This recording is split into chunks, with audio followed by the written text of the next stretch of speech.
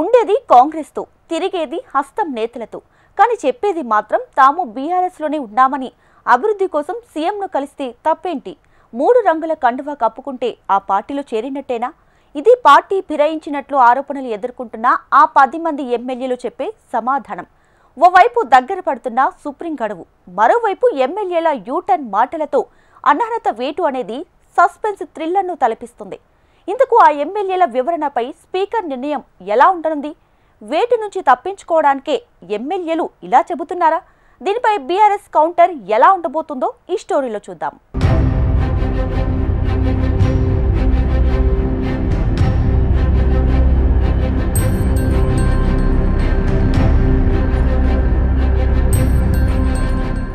ఇంతకు ఆ 10 మంది ఎమ్మెల్యేలు ఏ పార్టీలో ఉన్నట్టు?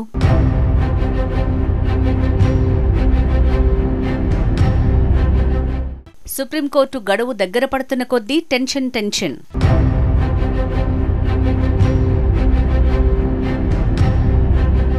తాము బీఆర్ఎస్లోనే ఉన్నామని ఎమ్మెల్యేలు స్పీకర్కు రిప్లై.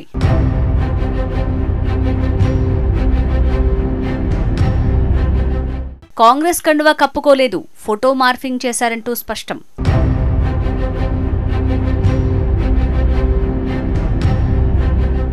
ఎమ్మెల్యేల వివరణపై పిటిషన్ వేసిన బీఆర్ఎస్ నేతల అభిప్రాయ సేకరణ.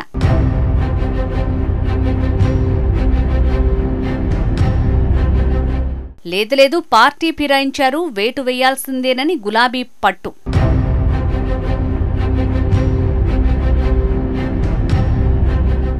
కాంగ్రెస్ నుంచి బీఆర్ఎస్లోకి పార్టీ ఫిరాయించినట్టు ఆరోపణలు ఎదుర్కొంటున్న ఆ 10 మంది ఎమ్మెల్యేల భవిష్యత్తేంటి? వారి అనర్హతపై 3 నెలల్లో స్పీకర్ ఏదో ఒక నిర్ణయం తీసుకోవాలని సుప్రీంకోర్టు పెట్టిన గడువు దగ్గరపట్టడంతో ఈ ఎపిసోడ్లో తర్వాత ఏం జరగబోతోందనే ఉత్కంఠ నెలకొంది. స్పీకర్ ఏం నిర్ణయం తీసుకోబోతున్నారు? దానిపై సుప్రీంకోర్టు సంతృప్తి చెందుతుందా? ఆ 10 మంది ఎమ్మెల్యేలు సేఫేనా లేక అనర్హతకు గురవుతారా అన్న సందేహాలు వినిపిస్తున్నాయి. ఇదిలా ఉంటే పార్టీ మారినట్టు ఆరోపణలు ఎదుర్కొంటున్న ఎమ్మెల్యేలు ఇచ్చిన వివరణ రాజకీయంగా చర్చనీయాంశమైంది. తాము బీఆర్ఎస్లోనే ఉన్నామని, ఆ పార్టీకి తాము రాజీనామా చేయలేదని స్పీకర్ ఇచ్చిన నోటీసులకు రిప్లై ఇవ్వటం ఆసక్తికర పరిణామంగా మారింది.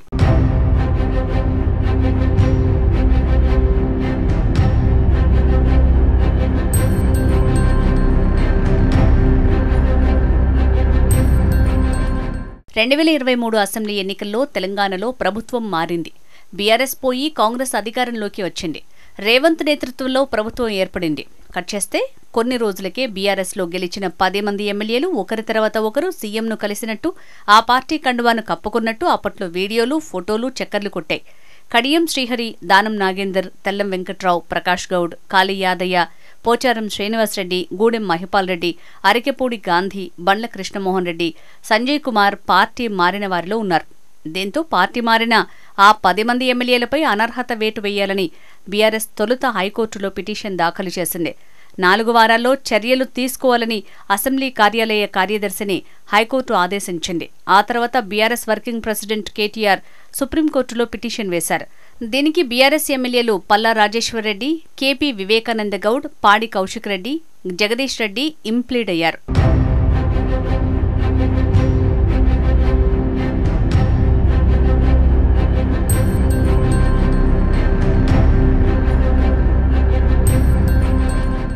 బీఆర్ఎస్ తరపున సుప్రీంకోర్టు సీనియర్ న్యాయవాది ఆర్యామా సుందర్ వాదనలు వినిపించారు.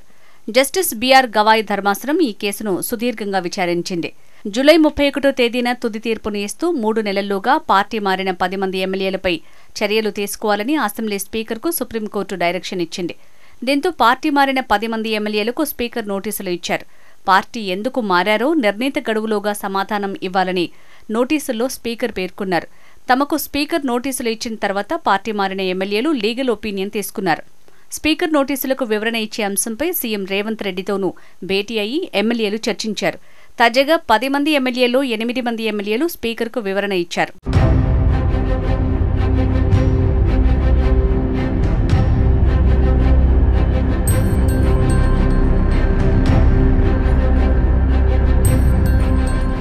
పది మంది ఎమ్మెల్యేలు స్పీకర్కు ఇచ్చిన వివరణలో తాము పార్టీ మారలేదని, బీఆర్ఎస్ పార్టీలోనే కొనసాగుతున్నట్లు తెలిపారు.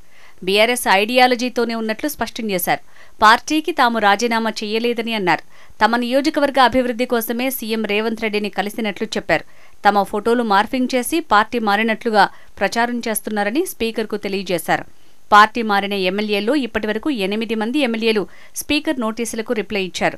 మరో 2 ఎమ్మెల్యేలు కడియం శ్రీహరి, దానం నాగేందర్ స్పీకర్కు రిప్లై ఇవ్వాల్సింది. ఖైరతాబాద్ ఎమ్మెల్యే దానం నాగేందర్ కాంగ్రెస్ బీఫామ్ మీద లోక్సభ అభ్యర్థిగా పోటీ చేశారు. దీంతో ఆయన అవుట్రేట్గా పార్టీ ఫిరాయించినట్లు బుక్ అయిపోయారన్న అభిప్రాయాలున్నాయి. ఇక కడియం శ్రీహరి తన కూతురు కాంగ్రెస్ ఎంపీగా నామినేషన్ వేస్తే ఆమెను బలపరుస్తూ సంతకం చేశారు. పైగా కూతురు కోసం ఎన్నికల్లో ప్రచారం కూడా చేశారు. ఇలా ఈ ఇద్దరు ఫిరాయింపుల విషయంలో దొరికిపోయారన్న చర్చ ఎప్పటినుంచో నడుస్తోంది.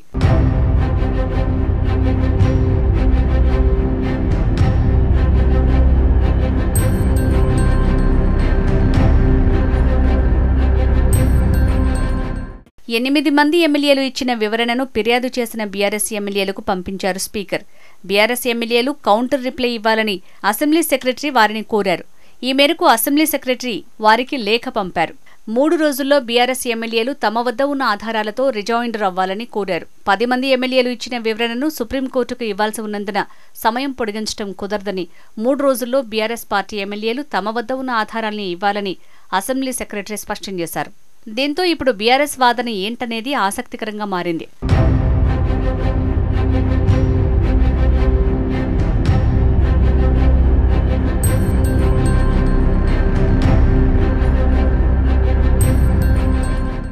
బండ్ల కృష్ణమోహన్ రెడ్డి ఇచ్చిన వివరణను పల్లా రాజేశ్వరరెడ్డికి, అరికెపూడి గాంధీ ప్రకాష్ గౌడ్ వివరణల్ని కల్వకుంట్ల సంజయ్కి, పోచారం శ్రీనివాసరెడ్డి సంజయ్ కుమార్ వివరణలను జగదీష్ రెడ్డికి, గూడెం మహిపాల్ రెడ్డి కాళీ యాదయ్య వివరణలను చింతా ప్రభాకర్కు, తెల్లం వెంకట్రావు వివరణలను కేపీ వివేకానంద గౌడ్కు పంపించారు. కడియం శ్రీహరి వివరణ ఇచ్చిన తర్వాత కేపీ వివేకానంద గౌడ్కు దానం నాగేందర్ వివరణను పాడి కౌశిక్ రెడ్డికి అసెంబ్లీ సెక్రటరీ పంపించనున్నారు.